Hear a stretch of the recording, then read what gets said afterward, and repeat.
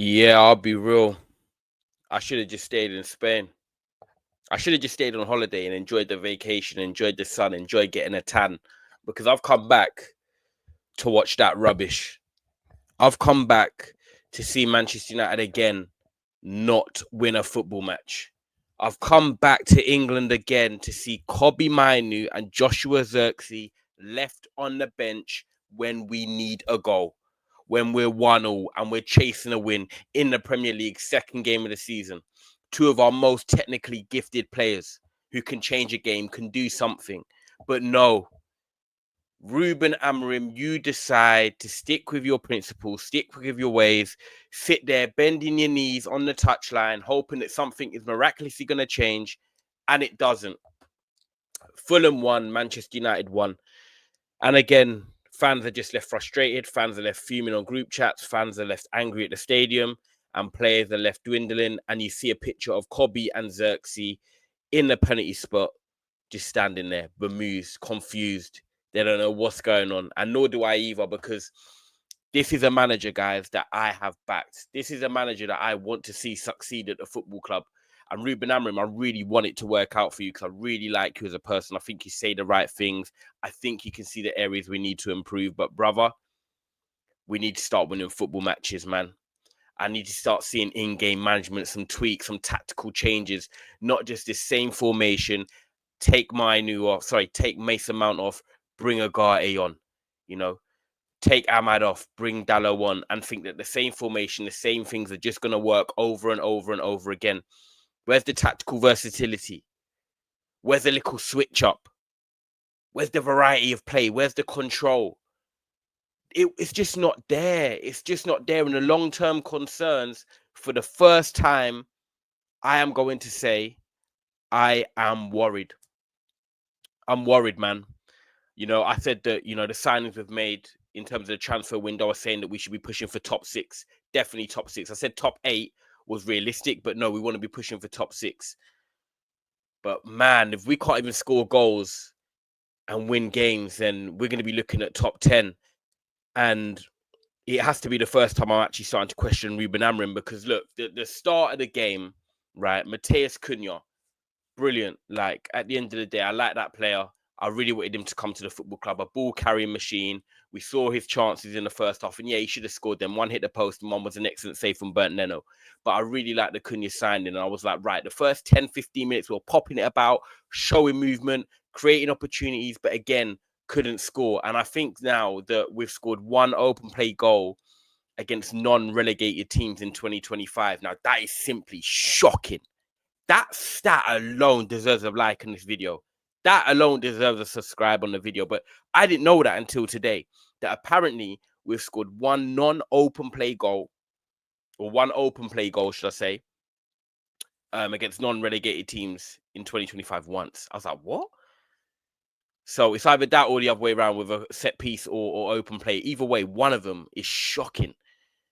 And today, we didn't take the chances in the first half. Bruno Fernandes gets the penalty, and I knew he was going to miss. For some reason, with him bumping into the referee, I thought psychologically, because I used to be a penalty taker for my team, things like that can knock off your confidence and your focus. He just lashed it, and he smashes it over the bar, and I thought, typical. It's going to be one of them days where Man United don't win a football match. But yet, they still give me hope. They still go 1-0 up with a Lenioro deflected header that obviously goes in off the back of Rodrigo Muniz. And I think, oh my God, are we going to get a little 1-0 win and just take the 3 points back to Old Trafford, where we play Burnley next week, and we can try and build going into the international break, get me 2 wins out of 3. Cool, I'll take that.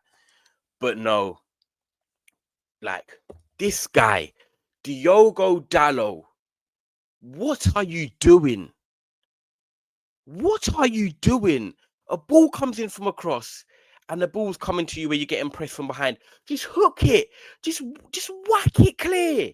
It doesn't matter about always keeping the ball, trying to be fancy, but no, you try a little flick over someone's head, and you get dispossessed, and they go and then score. Emil Smith-Rowe, first touch when he comes on the pitch in the 70th minute. It's ridiculous. These are small, basic details that you shouldn't be making mistakes in the Premier League. It's shocking. It's truly shocking. Like, that guy, Dallo, like, I hope this is your last year at the football club, because you're just not good enough. You're just not good enough. You're not improved. You're not got better. and you're just frustrating to watch. And I'll be honest with you, man, this whole Manchester United team is just frustrating from the manager now through to the team, through to the substitutions. You know, Mason Mount was trying to be a bright spark, picking up some good pockets. Bruno wasn't really in the game as such. Casemiro was trying, but he couldn't really impact the game. There was no control. Where's the midfield? We've been screaming for midfielders all summer, but we're still stuck with Mason Mount, Agate, Casemiro, Bruno. I'm sorry, but you can't compete with the top teams in the Premier League if this is your midfield for the 25-26 season. We have to get one, if not two midfielders, because we are just not going to control games. We are going to struggle. We're going to see momentum shifts. We're not going to be able to win convincingly. Other teams in the Premier League, even worse than us, have better midfields. They have an element of control, technical security, technical ability. You don't have it in Bruno and Agate and Casemiro. Come on, man. Jason Wilcox, Barada, Amorim, get together and sit down and say, look, we're not going to challenge for the top 6 on European spots if this is the midfield. If this is what you believe is the right midfield to take Man United forward for this season, then I'm sorry, we don't see football the same. And Man United, I'm worried about your long-term health. That is simple as that. I'm worried for mine. I've already lost my hair. I'm worried about Man United's long-term health because this midfield is just, sorry, it's not good enough. After 25, 30 minutes today, Fulham were the better side. Man United failed to create other ideas. We had one game plan and one game plan only. The substitutions were like for like. And Ruben Amorim was just there looking stressed on his knees, rubbing his chin, thinking, what can I do? Well, this ain't the Portuguese league, brother. This is the Premier League. There's levels. And I need to now see from you, Ruben Amorim, that I've backed you throughout last season when people were on you. And I said, look, clear out in the summer, get new players in, coaching over pre-season, one game a week. We should now see improvements. There's a lot of upside to why I was backing you. But you've now got to prove to me why I was backing you. And the players have also got to go out there and do the same thing and score goals and create chances. And at the moment, Man United are struggling because the performance against Arsenal last week was brilliant. And we deserve to get a draw, at least maybe a win. But I wasn't overly gassed because I know that this is Man United, first game of the season against Arsenal. It's how you follow it up. If that follow-up is then a victory and another good performance, I'm like, okay, we're building something. We're getting towards somewhere. But it again feels like one step forward and then we've gone back again, especially after 30 minutes today. And look, I have to talk about it. What is Kobbie Mainoo and Xerxes doing on the bench?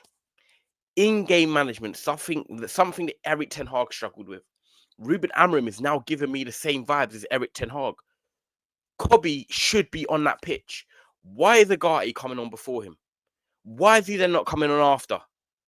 Man United need to win football matches, and you have someone like Agate who cannot do anything in that midfield apart from try and break it up and hook the ball. But you've got someone who's technically as gifted as Kobbie, can find a pass, can score a goal, as we saw the last 2 seasons when he's come on in great moments and made magic happen. And he's there at a full-time whistle in the penalty spot with Xerxes standing there thinking, what am I doing? And the last thing that we can do is lose Kobbie before we lose the manager. No. You've got to find a way to get this player into your team because we are struggling in the middle of the park. And look, I know a 2-man midfield doesn't suit Kobbie the best because he's not the most athletic, but his technical ability is better than a lot of other players in the team who play in midfield. So I would definitely rather play Kobbie Mainoo and sacrifice a little bit of legs, but to have someone with technical ability, someone with that guile, that class. The guy was starting in the Euro 2024 final. The guy's helped us win an FA Cup. The guy at times has saved managers, got us out of holes. And he's there rotting on the bench for 2 games in the Premier League. Now, we've got Burnley at home. You better start him because we need to win that game. We need to score goals. We need to go into the international break with a win because if we don't win Burnley, oh my God, I'm going to crash out. Joshua Xerxes, better than Højlund. Sesko been pants the first 2 cameos, but I'll give him time because we're not giving him service. He's not really getting a chance because Man United's forward play has been abysmal in the second half of games so far. But yeah, Xerxes not even touching the pitch. Them two must be having a bit of a giggle together, thinking we want this manager gone. Like I'm not trying to promote negativity on Man United, by the way, but the way it's going right now, Kobbie and Xerxes are going to be like, yeah, we want this manager out of here. Just get us back to playing a 4-3-3 or something, and Kobbie can get back into the team. because, yeah, Amorim, you've got stuff to work out, my brother, because that's 1 point from 2 Premier League games. I'm not seeing the in-game management, the tactical ability to change things up. The subs are not really working for me. I don't know. We're not scoring enough goals. That's been a problem for a long time now, nearly stretching to a year, if not longer. Oh, guys, it's frustrating. Fulham weren't even that great today, to be fair. We made them look better than what they are, but they were there for the taking. Liverpool, Arsenal, Man City, Chelsea, even Tottenham, they beat that Fulham team. That's no disrespect to Fulham, but they beat that team. And towards the end of the game, they looked like the team that was going to go on and win the match. So, yeah, I told people top 8 at the start of the season. Forget Europe at the moment.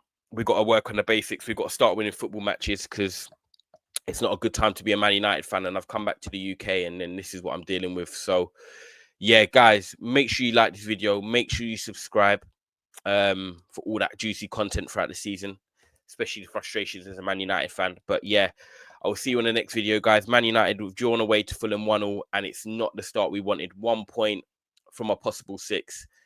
Ruben Amorim, the pressure is slowly starting to... See you later.